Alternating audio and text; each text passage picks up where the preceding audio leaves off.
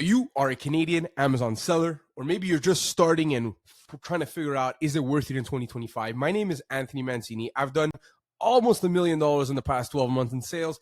And I think I'm the perfect person to tell you, is it still worth it to sell on Amazon, specifically in Canada in 2025, going on to 2026?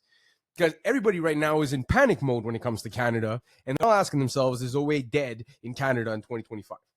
It's not dead, but it's not easy at the same time. And we're going to go over, and I promise you're going to get a real verdict, no hype, no bullshit at the end of this. You're going to get a full understanding and a 360 picture of Amazon, FBA, Canada, and if it's worth for you to keep going or to start if you're a new seller, right? So let's go over the Canadian OA reality. Amazon.ca is small, right? We're not talking about Amazon.com, where there's 10 times the amount of people and the consumerism is out the window in the United States. We're talking about Canada, where we're 10 times less than the United States, and our consumer pool is less high in the United States. So how do we actually make money in Canada if there's so much less sales than on .com? Well, you got to think about it. If there's less fish, there's less fishermen. Less people want to come over to Canada and sell. Heck, most Canadian sellers want to jump right away to the .com to start selling there because they see a bigger opportunity. So I would really think harder about if you're going to sell on .com or .ca, because there is a little gold mine on .ca. If you can figure out your niches and you can figure out how this business works, I think there's significantly less competition on Canada. But that's not all, right? There's more to this. There's more cons. There's more pros to both. But the reality on Canada is that it is a smaller marketplace. You need to treat it differently than .com. The systems are not the same. All these YouTubers that are American and giving you advice is not the straight up advice that's going to work in Canada. So we need to figure this out. But now, what changed in 2025? Because the answer of is Amazon was worth it specifically for Canada changes every single year, whether it's 2023, 2024. But in 2025, we got hit with higher storage fees, higher FBA fees. We got hit with if Amazon lose products for you, they don't reimburse you as much. Things are a lot harder to get ungated in. So we have a lot of things that are working against us. Yet I'm still trying to sell you here on starting to sell or continuing to sell on Amazon.ca. Why? Right? Even though these things are harder, and even things are harder, if you go back and you look at Canadian sellers that are selling in the United States like me, it got even harder for those people too, right? I won't go into detail because we're not about the United States selling now, but it's harder for everybody in 2025. So the fact that it's harder for Canadians, who cares? We're just here to keep on going, making sure our business runs, and I'm going to teach you for Canada how to make your business successful in the long term, right? And you can go full-time one day like me.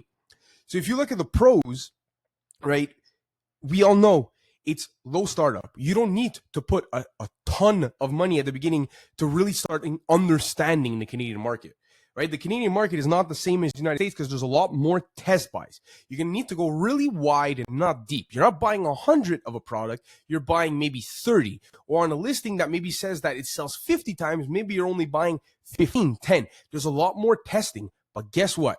That makes you a better seller overall. In the United States, things are generally easy once you get the grip of things and you can start ordering 100, 200 units of a product and not get punished. But in Canada, believe me, if you start making dumb moves, you are going to get punished hard. Those units are going to get stuck in inventory. They're going to tank. So you really need to learn how to test buy, right? By 15, 20, depending on the overall total listing volume, you are doing small purchases and then you're learning how to confirm that those are good. And then you're reordering a lot. Right? And if you're able to do that and build those systems, you're going to get a big advantage as a Canadian seller. And slowly but surely, through months and months of finding those winners out of, like, let's say you buy 20 ASINs, maybe there's only going to be 3-4 solid winners in Canada. But if you do stack those month by month, you now have a really, really large product pool that actually sells consistently and is only done through test buys, which you don't really see as much in the United States because people tend to just go super deep.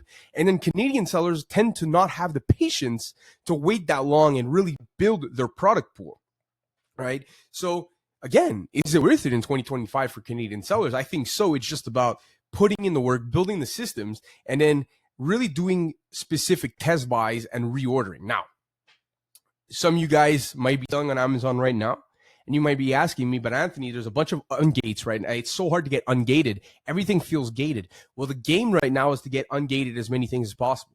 And not by submitting invoices, but just by going brand after brand when you're storefront stocking and not worrying about a keeper chart, not worrying about validating if you can find a product that's profitable, but finding as many brands that are ungated and then starting from there and building your product pool with test buys.